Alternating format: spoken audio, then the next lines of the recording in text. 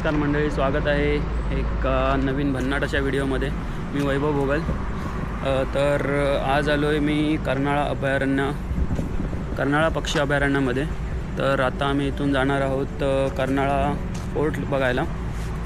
तर पाहूया पुढे काय काय बघायला भेटतं आहे। तर आम्ही इथे आलो आहे कसं तर पनवेलवरून एसटीने आलो आहे। पनवेलवरून तुम्ही पेनची कोणती पण एसटी पकडली तर तुम्हाला इथे गेट समोर सोडून देईल। तर त्याचे पर पर्सन 21 रुपये आहेत आणि रिक्षाचा पण ऑप्शन आहे। रिक्षाला कदाचित शेअरिंगला वाटतं 50 आणि 100 असं काहीतरी आहे, पण आम्हाला हे जरा स्वस्तामध्ये पडलं तर आम्ही बसने आलो। चला तर भेटू पुढे।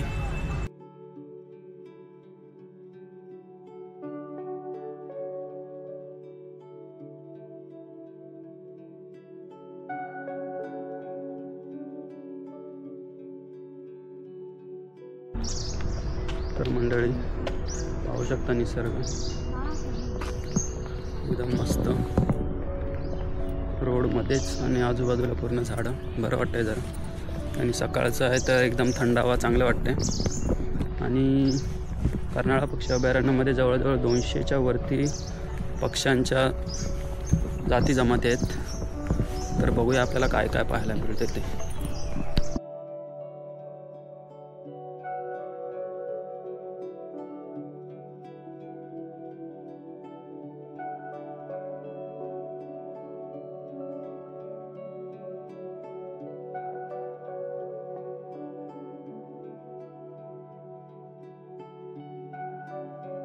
तर मंडळी तुम्हाला मगाशी मी एस टीचं बोललो, तर एस टी तुम्ही जर ट्रेनने येत असाल तर ट्रेनला पनवेलला उतरून पनवेल एस टी डेपोला जायचं आहे आणि तिथून कोणती पण पेनची एस टी पकडायची। ती तुम्हाला इथे कर्नाळा पक्षी अभयारण्याजवळ येऊन सोडून देईल। निसर्गाच्या सानिध्यात आले ते खूप भारी वाटतं। झाडं पहा सुंदर।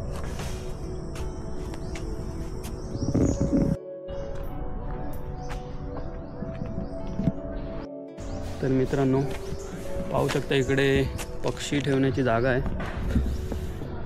तर आता तर कोणताही एक पण पक्षी आता इथे दिसत नाही। बघू पुढे काय बघायला भेटते का।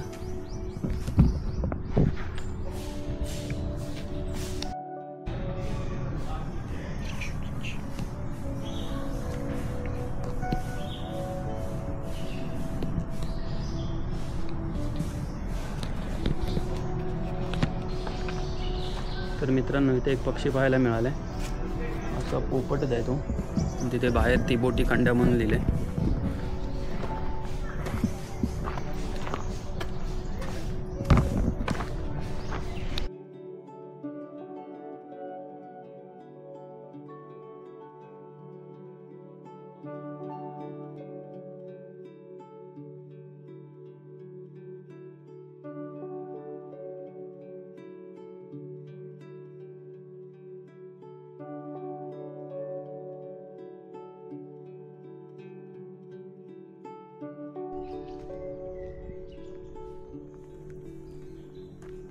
आता खरी कसरत आहे।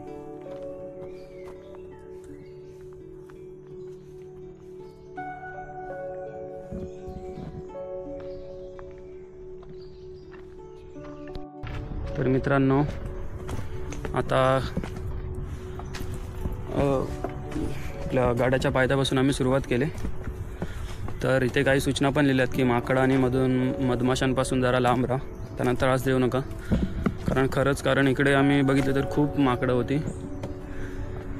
तर सांभाळून या जरा।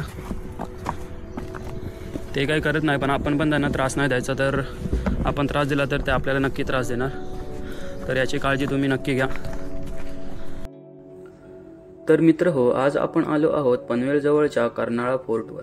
घनदाट जंगल, ताजी हवा आणि शांत वातावरण हीच कर्नाळ्याची खरी ओळख आहे। किल्ल्याकडे जाणारी वाट झाडांनी भरलेली आहे। पायाखाली पानांचा हलका आवाज आणि भोवती पक्ष्यांचे गोड गाणे जणू निसर्ग आपल्याशी बोलत आहे।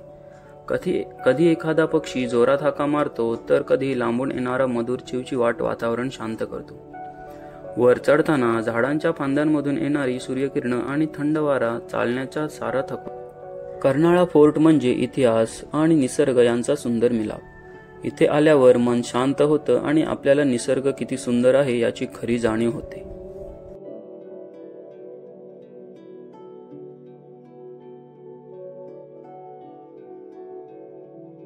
तर मित्रांनो, आता आम्हाला थोडंसं वरती आणि इथे बघा बसायला इथे एक मस्तपैकी शेड केले।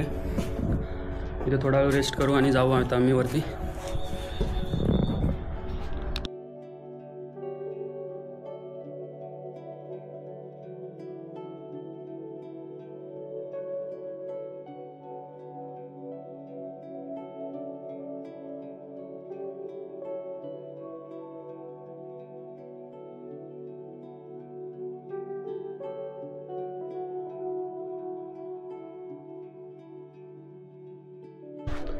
हा मित्रांनो, हा आहे पाण्याचा झरा आहे। इकडून धबधब्यातून पाणी येत असेल आणि हा आहे तो या साईडला रस्ता जातो यावाला, म्हणजे गडाकडे जाण्याचा हा रस्ता आहे। आणि हा इकडे झरा आहे पाण्याचा। हे पहा मित्रांनो, इथे खून केली रे, गडाकडे जाण्याची निशाणी आहे इकडे।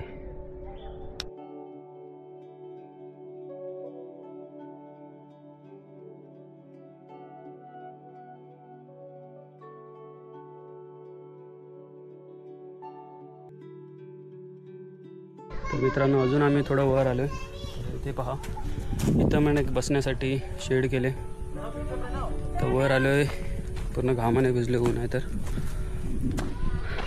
पण हवा पण सुटली तर बरं वाटतंय जरा।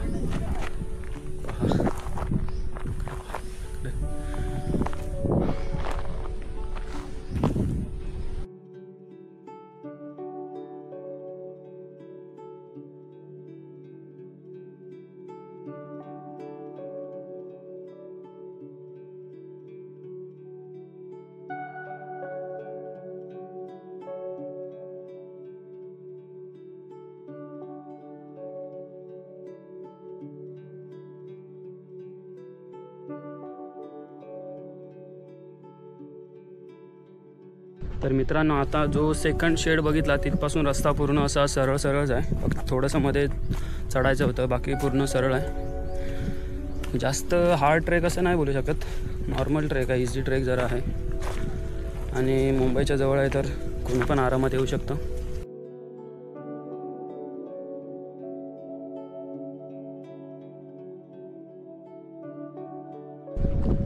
तर मित्रांनो, हा पहा मागे, इकडे मागे दिसतोय मुंबई गोवा महामार्ग हायवे।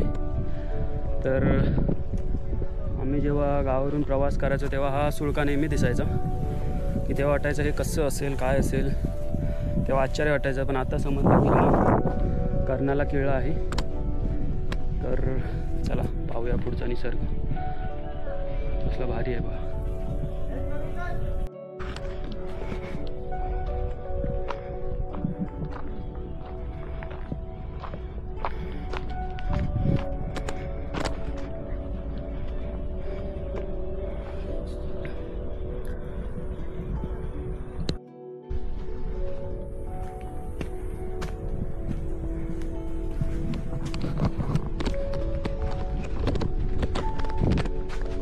तर मित्रांनो, आता आम्ही आलो आहे परत तिसऱ्या पॅचला नाही सॉरी, तिसऱ्या शेडजवळ।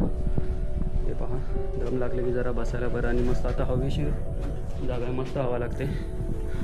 इथून पहा आपली सह्याद्री लय भारी दिसते।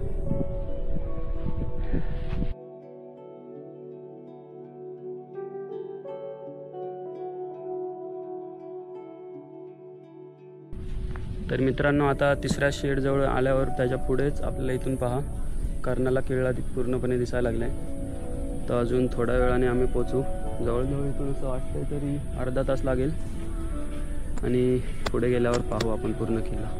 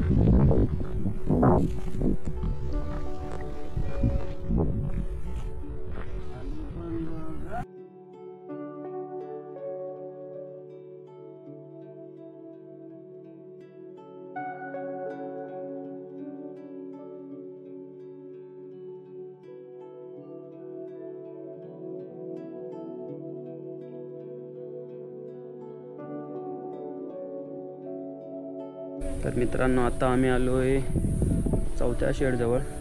इथे पण चौथी शेड आहे, बसायला जागा केलेली आहे. आणि इथे आहे करणाई माता मंदिर. करणाई माता मंदिर आहे. आपलं करणाई मातेचं दर्शन घेऊन आता आम्ही जातो वरती. आणि इथे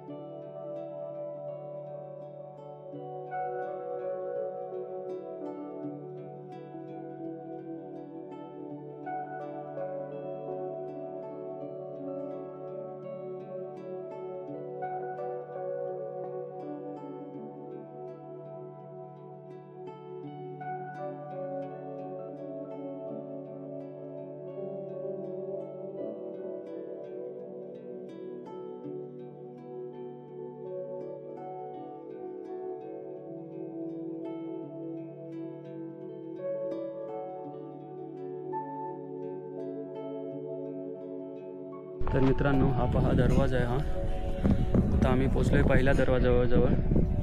दरवाजा पूर्ण तुटक अवस्थेत आहे.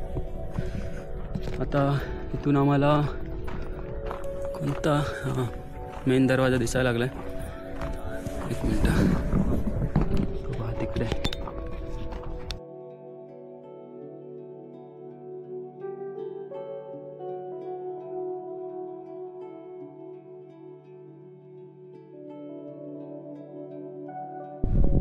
तर मित्रांनो, मी ज्या तिसऱ्या शेडपासून बोललो ना अर्धा तास लागेल, तर बरोबर अर्धा तास लागला आम्हाला मेन गेट जवळ यायला. इथून हा दरवाजा दिसतोय जो सपोर्टला आहे.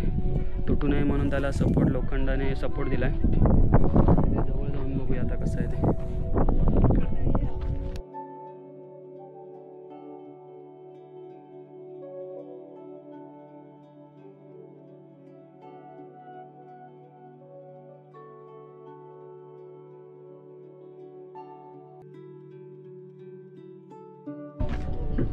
तर मित्रांनो, आता आम्ही दुसऱ्या दरवाजाजवळ पोचलो आहे. हा पाहू शकता इथे तुम्ही दरवाजा. तर ह्या दरवाजाला सपोर्ट दिला आहे लोखंडाचा, कारण तुटू नये. तो जरा ढासळलेल्या अवस्थेत आहे ना, त्यामुळे असं सपोर्ट दिला लोखंडाच्या सहाय्याने, तर तेवढंच जरा नीट राहील. आणि इथून पहा आपली सह्याद्री बघा अशी सुंदर दिसते.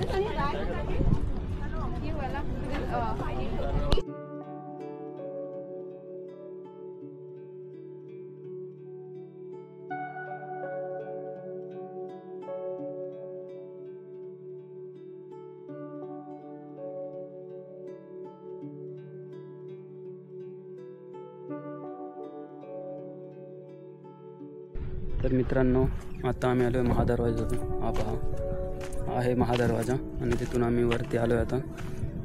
आणि हा मागे पहा सुळका.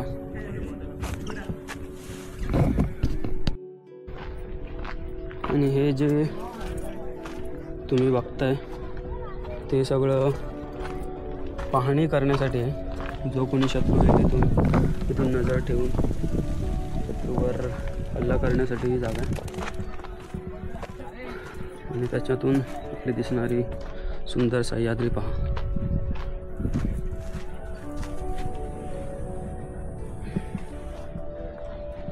हा आहे कर्नाळा किल्ल्याचा सुळका.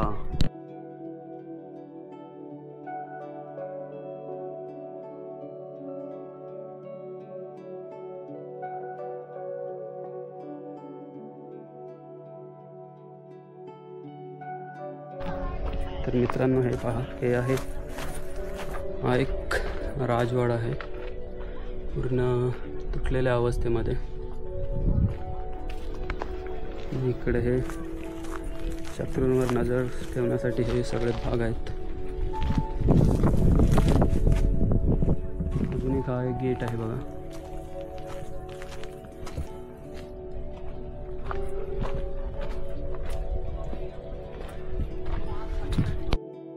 हा पहा मागे सुळका जो खालून छोटासा दिसतो, इथे बघा केवढा एकदम मोठाच्या मोठा आहे. आणि हा आहे तो राजवाडा मगाशी पाहिला आपण. चला तर पुढे जाऊया.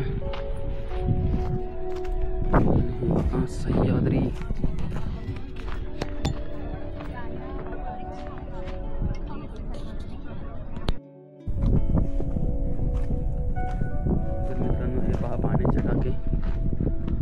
अजूनही पाणी आहे त्याच्यामध्ये, पण पाणी पूर्ण खराब अवस्थेतलं आहे, पिण्यायोग्य नाही अजिबात.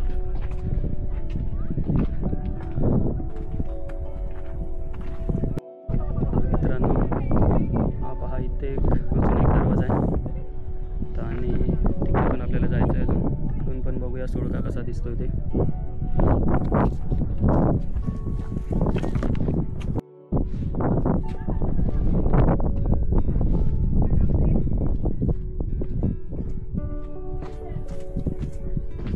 ही बघा ही जागा बघताय, ती मावळ्यांसाठी बसण्यासाठीची जागा आहे.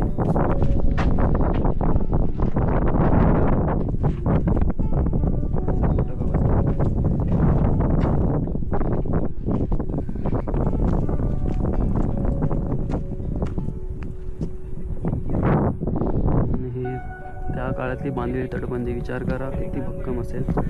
आणि आत्ताच्या काळात जी तटबंदी आपले बिल्डिंग वगैरे बांधतात ते पहा.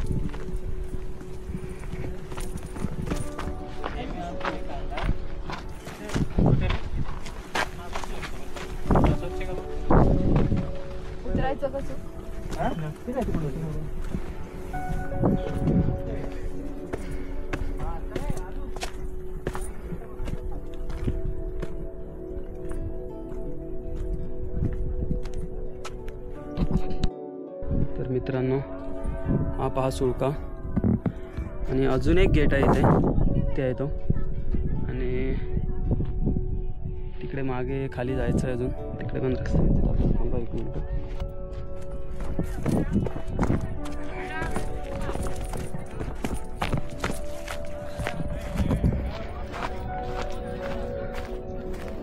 तर हे पहा इकडे पण खाली जायचं आहे. कर्नाळा किल्ला हा पनवेलजवळ असलेला एक प्राचीन किल्ला आहे. हा किल्ला साधारण 12वे ते 13वे शतक दरम्यान बांधला गेला आणि त्याचा इतिहास खूप बदलत्या राजवटींनी भरलेला आहे. सुरुवातीला हा किल्ला देवगिरीच्या यादवांच्या ताब्यात होता. त्यानंतर हा परिसर मुस्लिम सुलतानांच्या ताब्यात गेला. नंतर 1534 मध्ये पोर्तुगीजांनी हा किल्ला घेतला. पुढे मराठ्यांनी किल्ल्याचा पुन्हा ताबा मिळवला.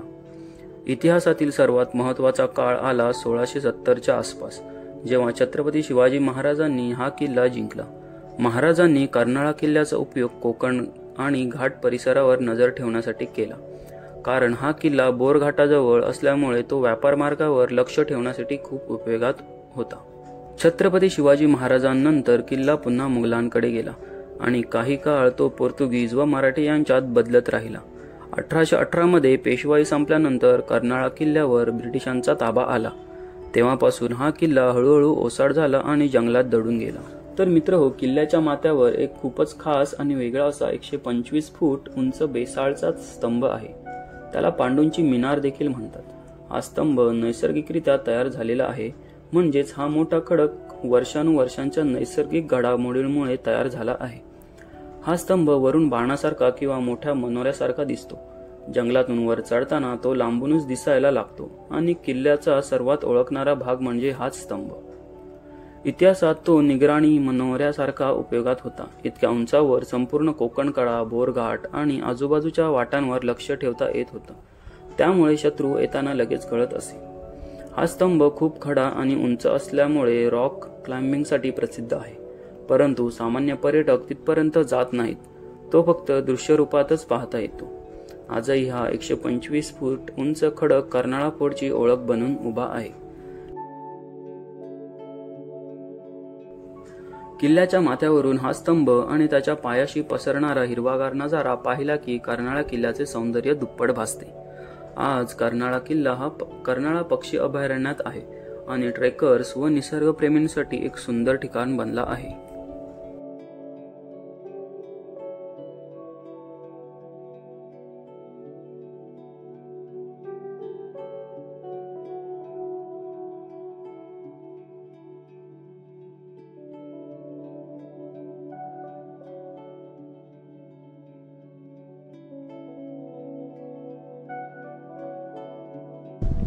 तर मित्रांनो, आता कर्नाळा किल्ला पूर्ण फिरून झालं आहे.